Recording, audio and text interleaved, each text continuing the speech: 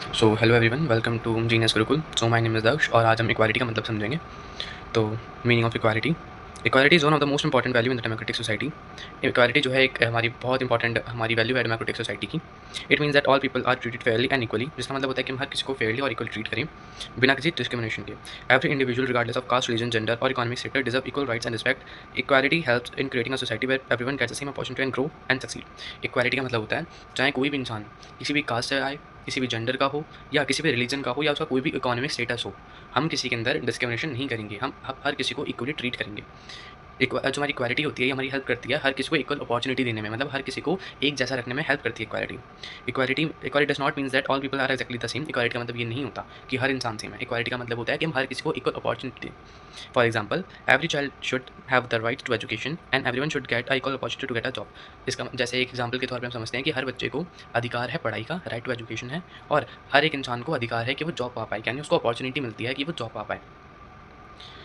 It also means that no one should be treated unfairly because of their background और identity. मतलब इसका मतलब एक और भी होता है कि हम किसी को अनफेयरली यानी गलत तरीके से हम किसी को ट्रीट नहीं कर सकते उसके बैकग्राउंड के बेसिस पे और उसकी आइडेंटिटी के बेसिस पे।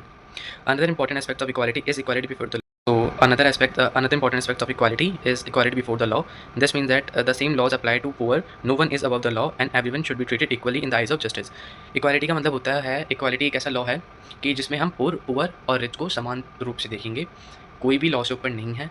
हम रिच और पुअर के अंदर भेदभाव नहीं कर सकते। हर किसी को हमें इक्वली ट्रीट करना पड़ेगा। हमें हर किसी को इक्वालिटी देनी पड़ेगी। कोई भी न्याय से ऊपर नहीं है और सब न्याय की दृष्टि में एक हैं। In reality, many people still face discrimination and inequality. To reduce this, government makes rules and policies to support weaker section of society. अगर हम रियलिटी में देखें तो इंडिया के अंदर अभी भी डिस्क्रिमिनेशन और इनक्वालिटी फेस करते हैं लोग, बट गवर्नमेंट ने कुछ ऐसे रूल्स और पॉलिसीज़ बनाई हैं जैसे कि रिजर्वेशन हैं SC OBC ST वाले बच्चों को और PWD वाले बच्चों को जो फिजिकली डिसेबल है, ताकि वो जो इक्वालिटी उनके अंदर आ पाए, कोई उनके अंदर डिस्क्रिमिनेशन ना करे कि वो अलग हैं समाज से।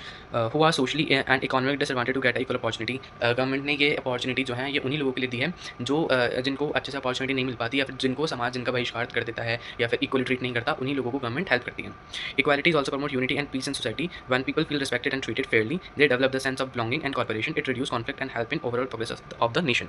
इक्वालिटी प्रमोट करती है पीस इन सोसाइटी, मतलब ये शांति लाती है सोसाइटी के अंदर। जब हर किसी को हम इक्वली ट्रीट करेंगे, हर किसी को हम इक्वल अपॉर्चुनिटी देंगे, तो कॉन्फ्लिक्ट किस बात का?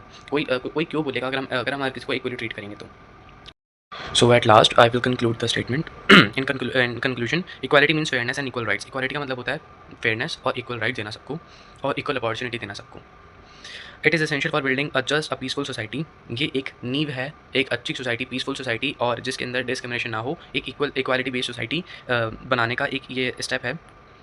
A country can truly develop only when all citizens treated equally and given the chance to achieve their full potential.